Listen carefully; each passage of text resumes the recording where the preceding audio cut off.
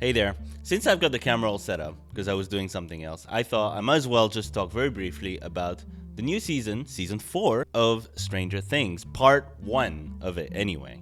Okay, I can only talk about part 1 because part 2 is going to be released later on. I like Stranger Things. I think it's one of the better Netflix, phenomenon shows. It's held up better than most, I would say. It's not perfect, I really loved season 1. Season 2 I thought was a bit weaker. It's actually probably my least favorite one. Season 3 was kind of getting back on track a little bit. It was decent.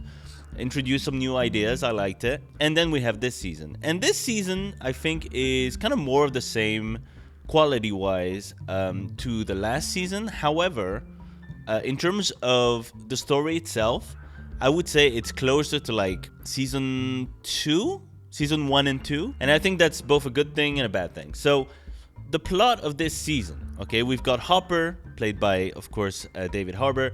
He's dead, presumed dead, all right? There's going to be spoilers in this, okay? Just letting you know right now, spoilers. The kids, 11 is going to school now, high school. Everybody's kind of going to high school. They've sort of been separated. Some people live somewhere else, blah, blah, blah. Max is still kind of traumatized by the death of her brother, Billy, who was not a great person, but still her brother. So she's still kind of traumatized by that. Drowns out reality by listening to music. Nancy Wheeler is working for the paper, and she's not really, living in the same place as Jonathan. So they're sort of together, but sort of separated as well. Jonathan doesn't look like he's really interested anymore. So they're kind of hinting at a Steve and Nancy kind of reunion, where they get back together. Robin is, fully part of the group at this point. She's still friends with Steve. She's got a crush on some girl in school. They don't really explore that in this part of the season, but I'm sure they'll get to it later. So what happens is basically the monster dude from the Upside Down, who we saw at the end of last season, who's got all these like tentacles like coming out of him, like he's just like floating around in the Upside Down. He is able to tap into like the minds of whoever he wants, really. Not anybody, but like he can kind of pick one student, for example, and just like take over their mind through hallucinations and dreams. And you have a couple of dreams. Next thing you know, you're freaking floating to the sky. All your bones are breaking. Your jaw breaks in half. Your eyes pop out of your skull. And you're dead. So that's what happens in this season. This season goes a lot harder with the brutal imagery and the gore than any other season, I would say.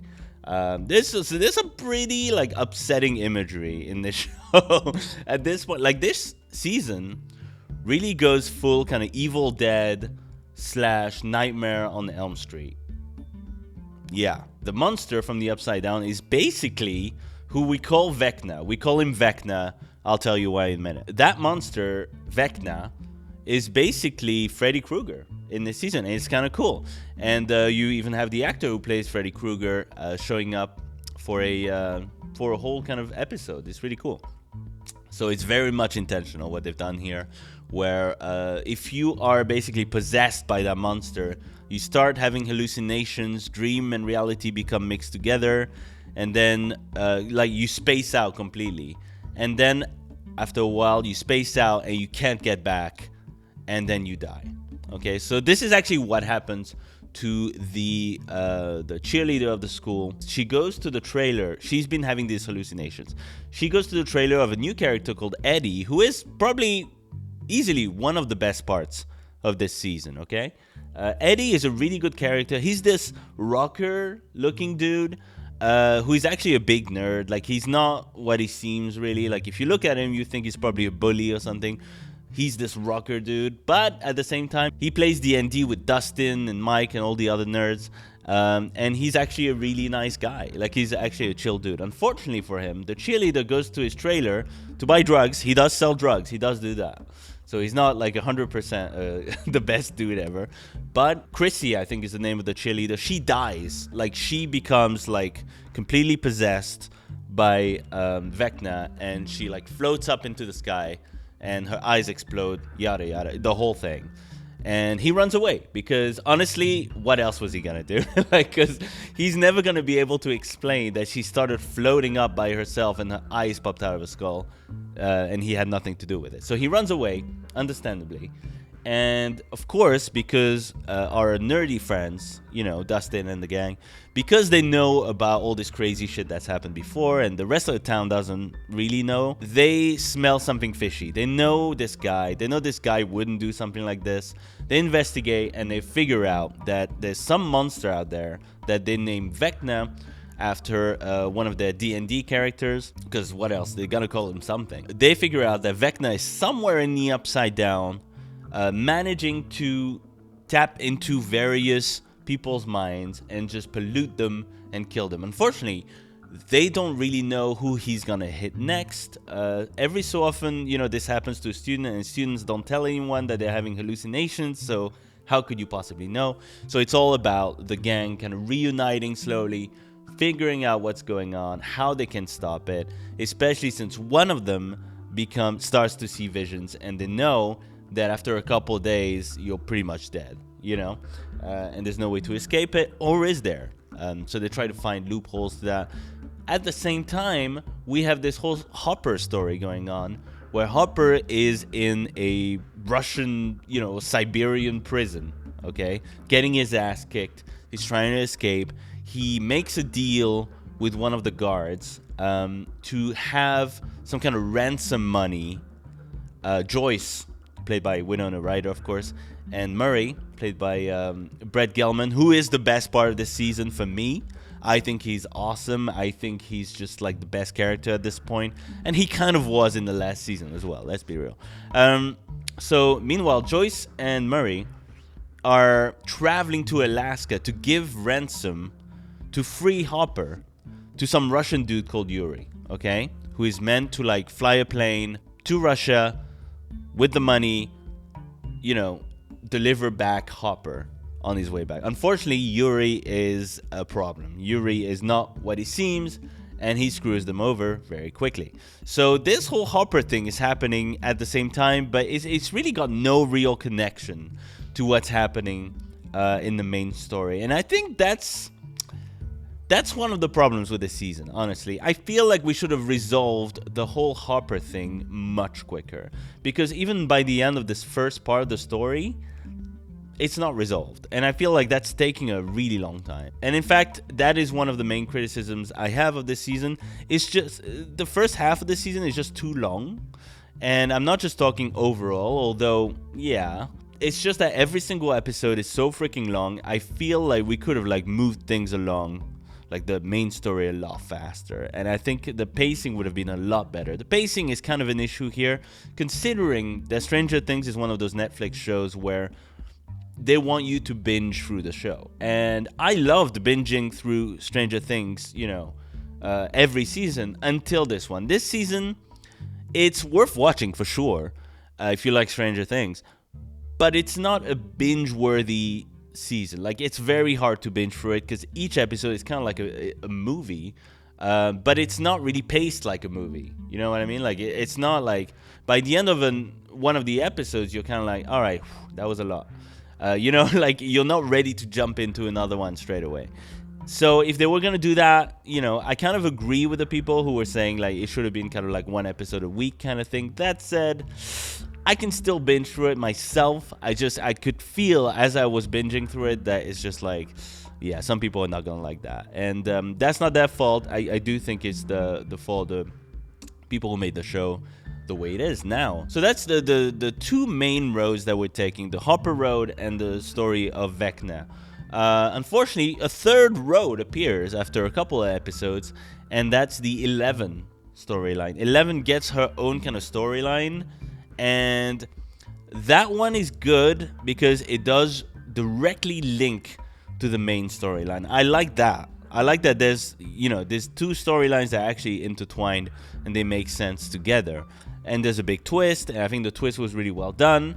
If you haven't been on Twitter and didn't get it spoiled for you like I did with every single movie/TV show ever, it's pretty good. It's really well done. Unfortunately, you also have this Hopper storyline, which kind of pads everything out, which is needed to be a little bit, needed to not be its own thing, because I feel like that distracts a lot. And every time you go to the Hopper storyline, you're like, all right, well, we have to wait for a while for things to get back, I guess. It's not bad. The Hopper story is well done as well. It's just, this season's long enough. You kind of want things to snap together a little bit quicker. I love the darker, take. I love the stuff with Eleven in the water tank, trying to relive her memories. That's well done. I didn't think I was gonna like it very much, but it's well done. It kind of takes you back to season 1 a little bit. I'm looking forward to them linking it back to the stuff that happens at the very beginning in the high school with Eleven. Like, I feel like we kind of strayed really far from that, and I'm just waiting to get back to how does that affect, her life in the real world. Because they do an interesting thing with Eleven's story, which is like, she gets bullied at the beginning of the movie, and she lashes out on one of the students, the popular girl who's the mean girl of the school. And this is kind of like mirrored in her time in the tank, reliving past memories. And I thought that was really clever. It's kind of an Alice in Wonderland kind of thing. No, I like that. I like that a lot. I just wonder how that's going to affect her life in the high school later on. All the characters that I liked initially are still very good. I think the kids still do a very, very good job. I feel like there's a little bit too much of Max in this season. I'm kind of getting a little bit bored of that character, because there's not really... She's not a particularly exciting character. She's just kind of like... They give the character of Max a lot of boring speeches in this season, and it's like... At this point, like, we need to snap this together a little bit quicker. Another character that I feel we get way too much of is Robin. And Robin is easily the worst character in this season because they totally changed the character. They made the character so freaking annoying. And I do not remember Robin being like this in the last season. In season 3, Robin was introduced and she felt like a real person, She felt like a human being, She had kind of annoying aspects, but not too much. She had a very real kind of human aspects. I liked Robin in season 3. Unfortunately, in this season, she is given the worst lines. They try way too hard to make her like so quirky in every scene, to the point where everything she says is stupid as fuck. Okay, and then every so often they throw something in there that makes her useful to the scene. Suddenly she's like so smart, but she just asks the most annoying questions. She is very... I'm trying to find the right word. It's not irritating, although she is. It's not obnoxious, although she is. She's just horrible. Like she's just like bad in this season, and it's a shame because I used to like that character, but they've really messed her up in this season, just for the sake of comic relief, which, I mean, Stranger Things has plenty of comic relief already.